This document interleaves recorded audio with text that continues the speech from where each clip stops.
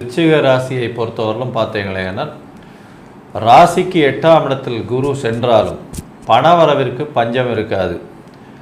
வெளிநாடு வெளியூர் போகக்கூடிய பாக்கியம் வரும். தொழிலில் அதீத அபிவிருத்தி வரக்கூடிய வாய்ப்புகள் நிச்சயமாக உண்டு. எடுத்த காரியங்கள் நிச்சயமாக நிறைவேறக்கூடிய பாக்கியம் உண்டு. குழந்தைகள் மூலியமாக சிறு பண இழப்பு வரக்கூடிய வாய்ப்புகள் உண்டு. வீட்டை விட்டு நாட்டை விட்டு வெளியில் சென்று வேலை செய்யக்கூடிய வாய்ப்பு நிச்சயமாக இருக்கும். சொந்த தொழிலில் மிகவும் கவனமாகவும் எச்சரிக்கையாகவும் இருப்பது அவசியம். தாயின் உடல்நிலையில் சற்று கவனம் தேவை. தந்தையின் உடல்நிலை ஏற்றத்துடன் இருக்கக்கூடிய வாய்ப்புகள் மிகவும் அதிகம். கூட்டு தொழிலில் வெற்றி உண்டாகக்கூடிய காலகட்டமாக இருக்கும்.